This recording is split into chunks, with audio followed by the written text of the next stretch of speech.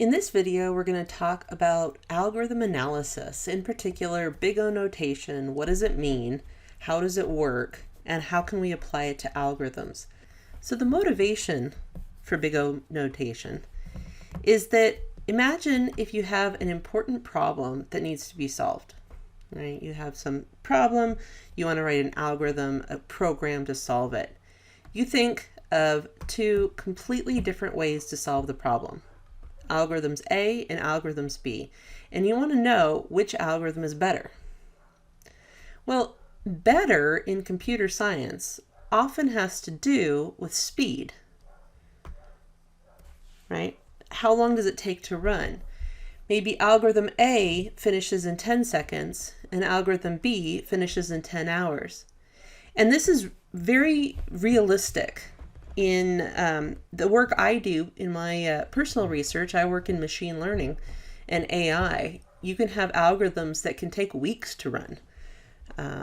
Hours is certainly not unrealistic at all.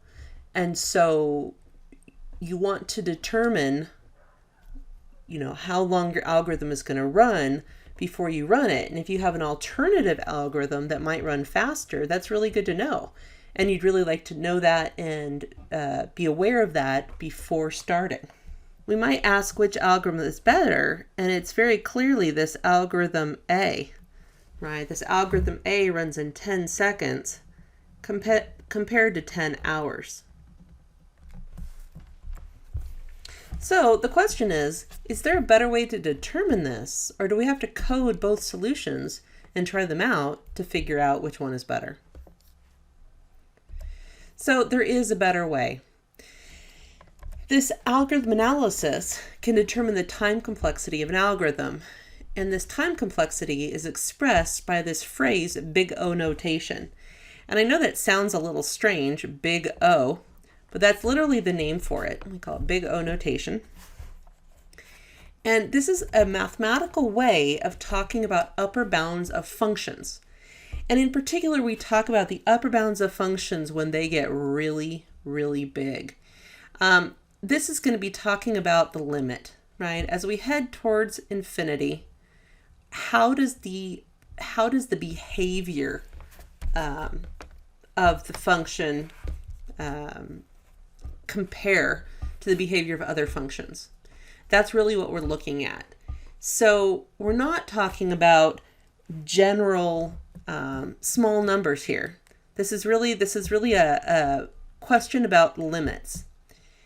And so what we're going to do is we're going to look at the chart here, and we want to think about this x over here as getting closer and closer. It never gets to infinity, but it's going to get closer and closer to infinity. And so we have some function f of x and some other function h of x. And we want to figure out, which function bounds the other. And this line right here that I've put in the middle, this x naught, this is an important thing because what we're saying is I'm looking at the limit. As we go to infinity, what's the behavior of these two functions? I don't care about what happens early on, right? I don't care about this.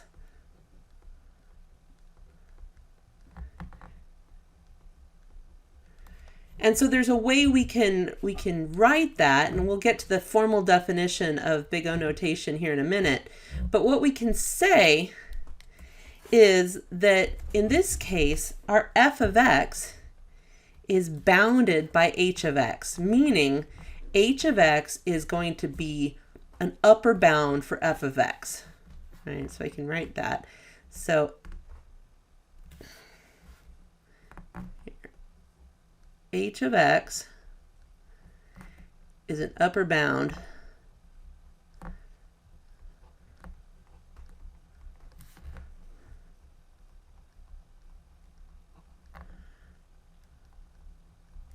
for f of x. And the important thing to note here is as x goes to infinity. right? Because we can see down below, we can see over here that it's not necessarily the case for small numbers. Okay, so if we look at these two functions, we've already said that f of x is big O of h of x. That's how we would say this. We would say, let me write this out up here. I would say f of x is big O of h of x. Right? That's how I'd read this in English. And what that means is that f of x is less than or equal to some constant c times h of x for some constant c, and all x greater than or equal to x naught. So again, that x naught is saying, yeah, we're not going to worry about those early numbers. We're just not even going to stress about that. Let's not worry about that. So we say, yeah, this could be any constant. This could be 10. This could be 100 million. Doesn't really matter. C is also a constant. So C could be 10 or 100 million, right? It could be any constant. So both of these values, right here and here, these are constants that can be any constant value. And so what this is this is saying that kind of a very general principle. We're talking about the general behavior of these two functions when they get really big. And we're saying what happens as we go to infinity. In this case, h of x is an upper bound to f of x. So f of x is bounded by h of x, or f of x is big O of h of x.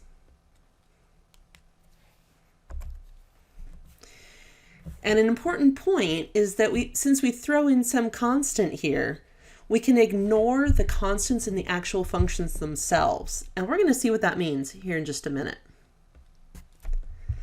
So again, to kind of really reiterate this, because this is a really important, this is really the meaning behind big O, is we want to know, how does the function behave? That's our goal. Does the function behave like a linear function? Does it behave like a quadratic function? Maybe a logarithmic function, etc. That's what we're looking for. How does it generally behave as it gets larger and larger? So, and that big O value is the upper bound on its behavior. So technically, you can always have an upper bound, could be a huge upper bound.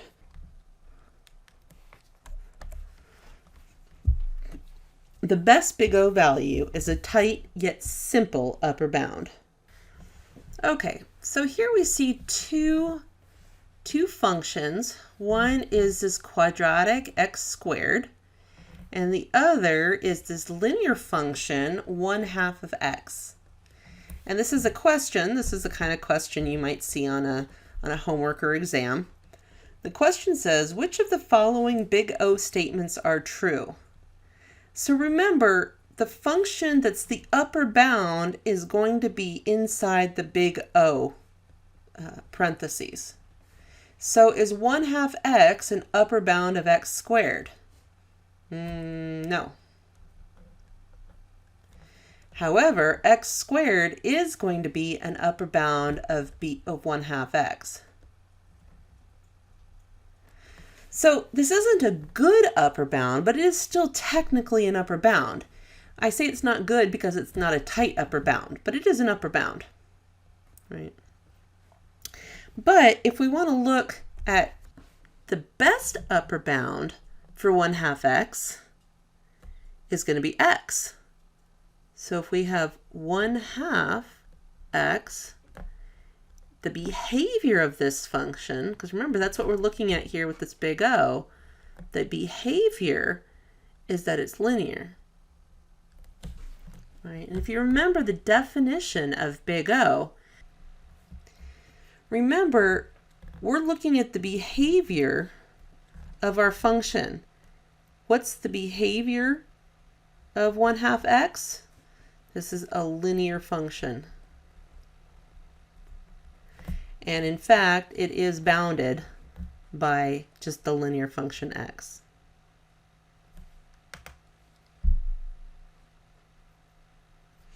Okay, here's another function. This is one, it looks kind of linear. You might notice that down here at the bottom, it's not, there's kind of a bit of a curve. Up here, it looks kind of linear. Down here, there's a bit of a curve. So let's see what's going on here. If we try a linear function, let's try just x, we're going to see that it doesn't quite work. In fact, it crosses. It crosses the f of x, so that's not quite right. If we try a quadratic function, let's certainly, f of x is certainly going to be big O of x squared, but it's not a very tight bound. Right? And so you could play around with different functions like this, and it's going to turn out that the way I created f of x here and plotted it is I used a function called x log x. And this is surprisingly common in computer science functions, and we'll get to that in the next video. But x log x is going to give us this mostly linear, but with this slight little addition of a curve. So a tight bound for this problem would be that f of x is big O of x log x. And in fact, if we were to look at a plot of a lot of the common functions that are often talked about in computer science and mathematics when we talk about big O notation, here x log x is missing, but most of the others are here.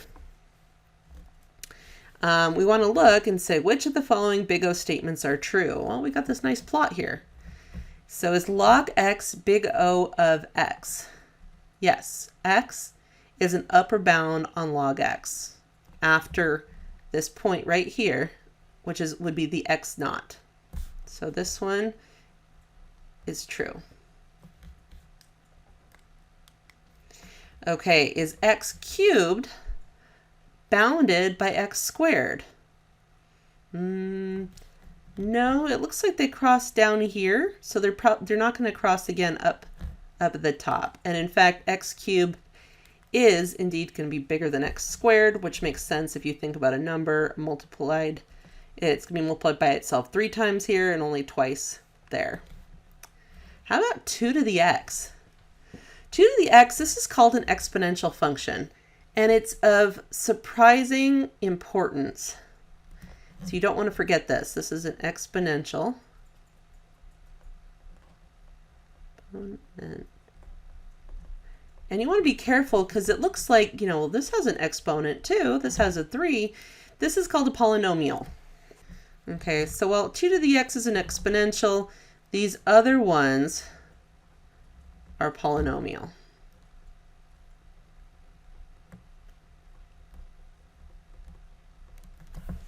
Okay. And the exponential, as you can see on this chart, it doesn't have an upper bound other than itself. Right? There's nothing that grows faster than on this chart. In fact, the only thing that grows faster than an exponential is going to be a factorial. So if we had x factorial, at least of the common functions, it's going to grow faster than an exponential. Okay. But the exponential isn't, or excuse me, the factorial isn't actually drawn on this chart here. So this one over here on the left, the 2 to the x is not big O of x cubed. In fact, it's the other way around, which is given right here. X cubed is indeed big O of 2 to the x. Okay, now 5 is a constant, right? There's no x in there. It's a number, it's a constant, and a constant, any constant, is indeed big O of any of these others, right? Because all of these others have a growth rate. They're going to get bigger as x gets bigger. And no constant, no matter how big, is going to get bigger as x gets bigger. So even if you picked a constant of 100 million billion, you know, as x grows, eventually, as it goes to infinity, Any one of these others is going to be bigger, is going to get bigger than that eventually. So this is also true.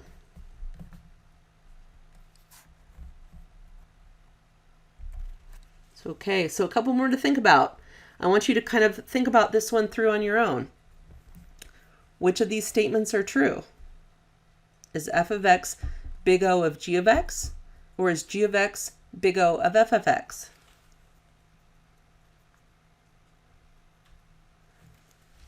Well, it turns out, in this case, it seems pretty obvious that g of x is big O of f of x, right? Because f of x is certainly giving us an upper bound. But it turns out that f of x is also big O of g of x. And that was not necessarily obvious. For this, you have to look back at that definition. Okay. G of x is big O of f of x because g of x is less than f of x for all x. That one's simple. It's an obvious, f of x is an obvious upper bound. Right. However, f of x is big O of g of x because with a constant, see, this is the really important part. We've got this constant here, and we can play with that constant.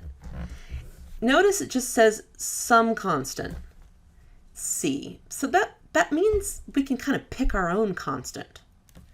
So if we try c equals 5, then, and we plug this in, we're going to get 5 times g of x, which is 5 times 1/2 of x, which is going to be 2.5 x, which is going to certainly be an upper bound of the blue line, right? And so because we can throw any constant we want in front of g of x, excuse me, f of x is also big O of g of x.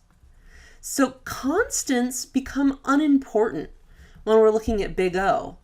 And again, that's because we're looking at behavior.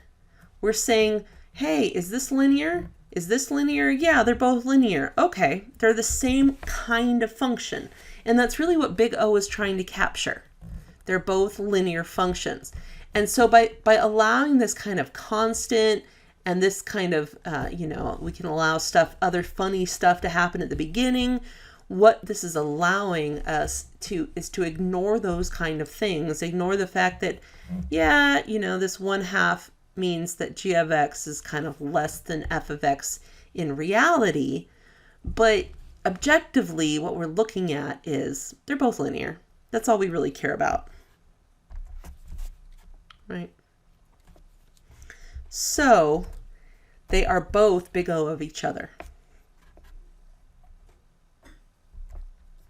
So a summary so far of what we've gone through. F of x is big O of h of x means, this is the intuition, as the growth rate of h of x is at least as big as the growth rate of f of x. Right? So again, the thing in the big O parentheses is an upper bound of the growth of the f of x. And most of all, that big O is most useful when it is a simple, tight upper bound. So let's look at an example. So here we have just a formula, right? We have an equation, f of x equals 15x squared plus 45x. And we want to know f of x is big O of what? So we want the tightest, best upper bound we can. And so what we need to figure out is what part of the equation determines the growth rate. So let's take a look at this plot, and I think it'll help make it more clear. Here's the plot, and notice the scale of this. This is 2500 up here, while it's only 10 down here. So if you were to plot this with the bounds being even, like in a square, this shoots almost straight up. This is extremely rapid. Okay, and what we're trying to figure out is why.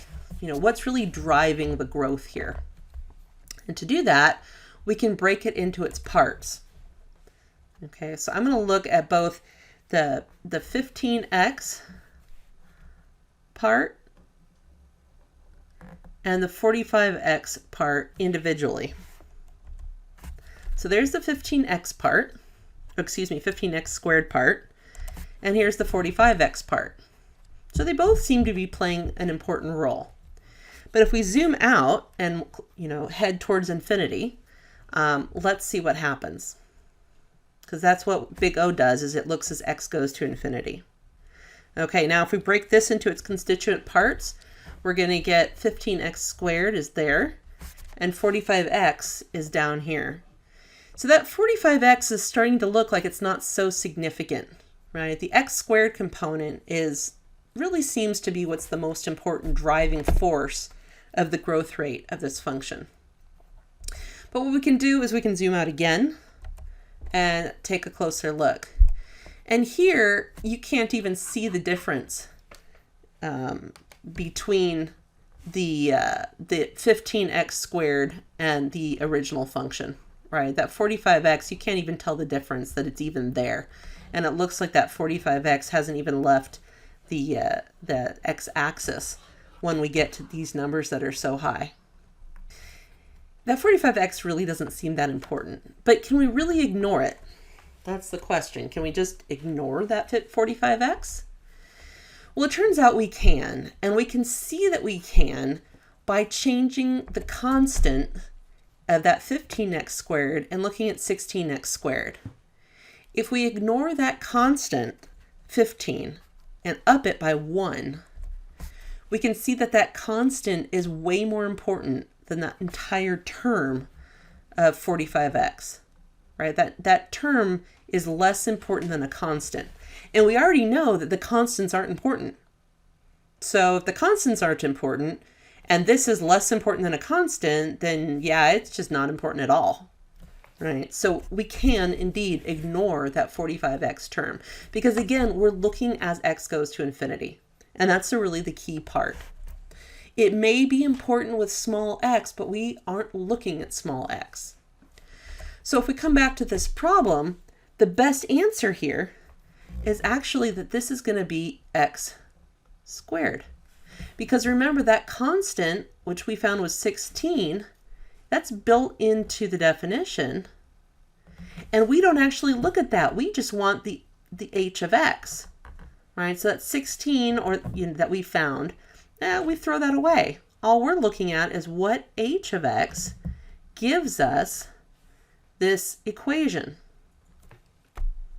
So the best answer here is that f of x is big O of x squared. And what that means is that this function that we've been looking at, this behaves as a quadratic, which it does.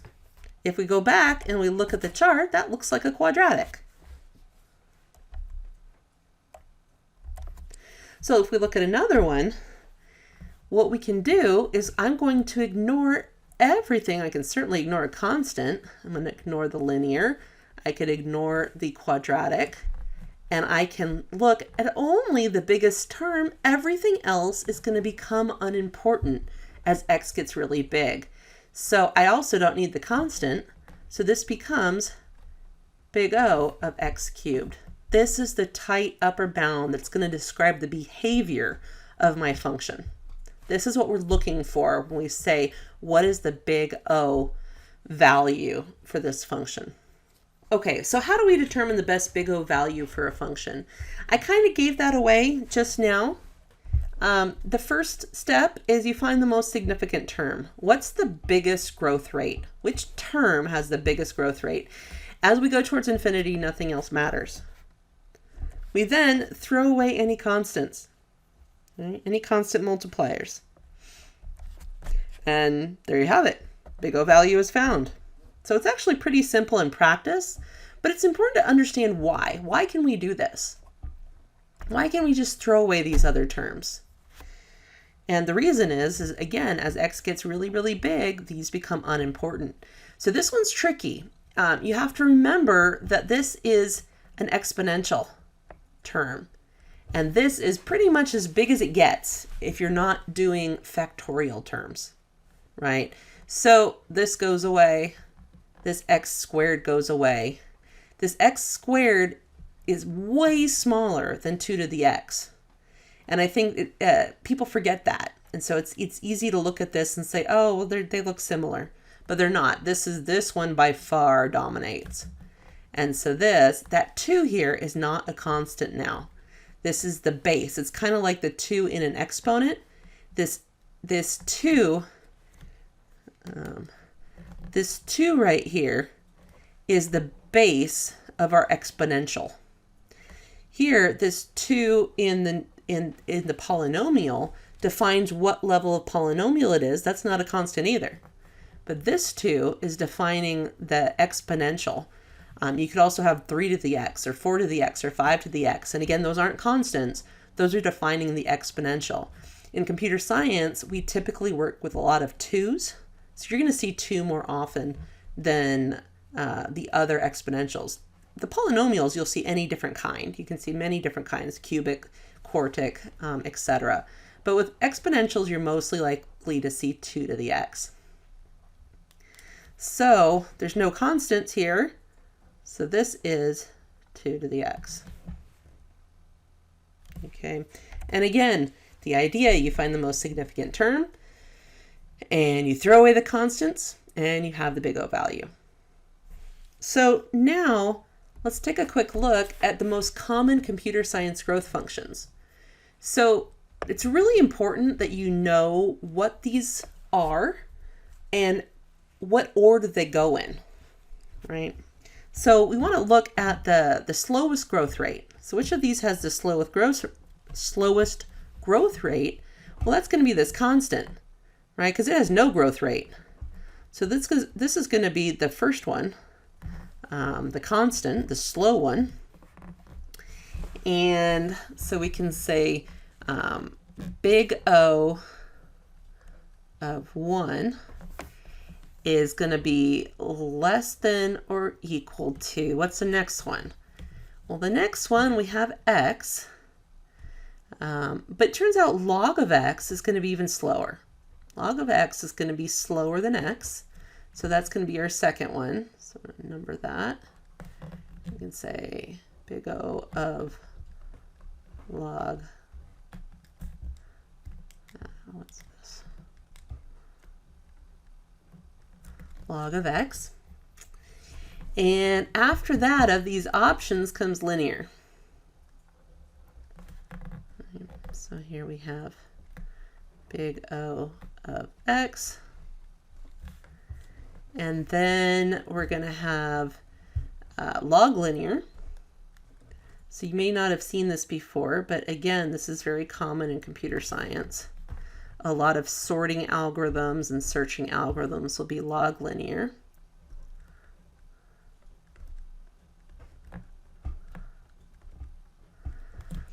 Okay, and then quadratic, which is a type of polynomial. I'm running out of space here.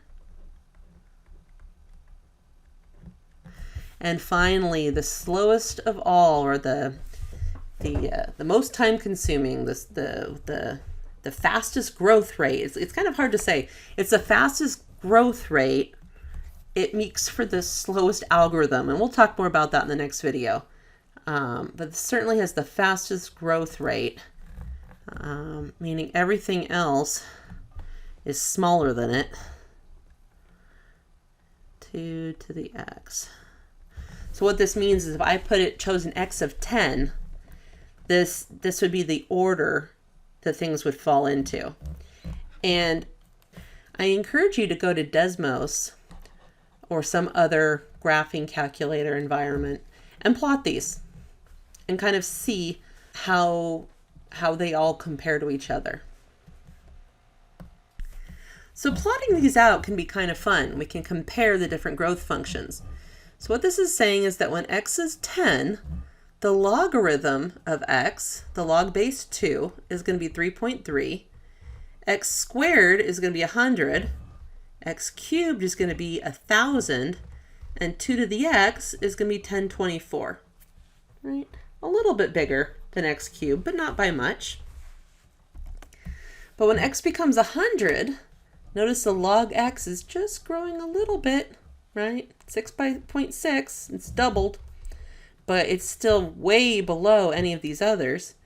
Here x squared is 10,000, x cubed is 1 million, and 2 to the x has gone kind of crazy. It's 1.27 with effectively 30 zeros at the end of it. We have to use scientific notation. When x gets bigger, x becomes 1,000. The logarithm is still slightly under 10.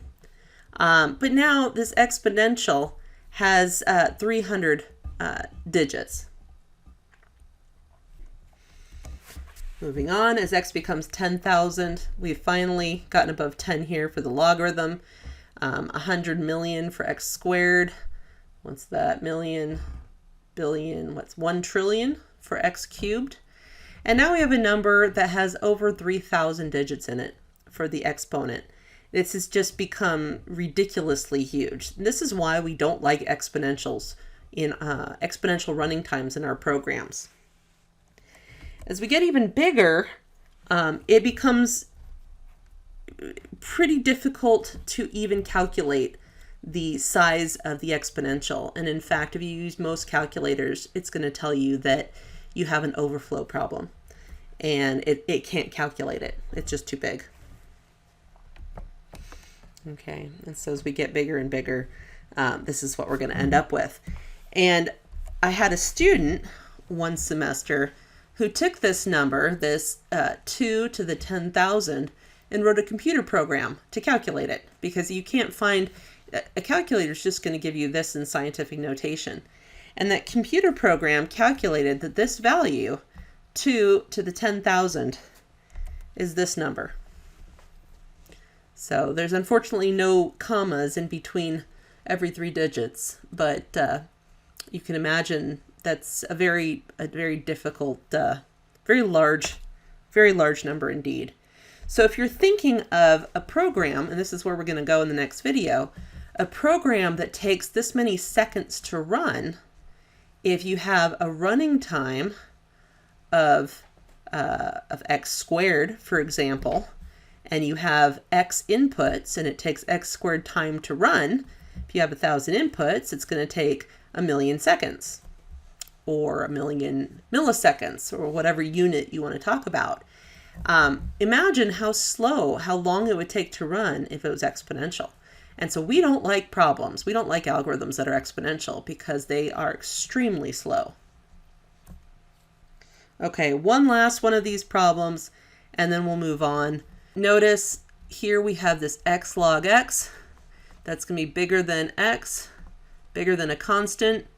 We ignore the constant at the beginning, and we get x log x. And that is the end of this video.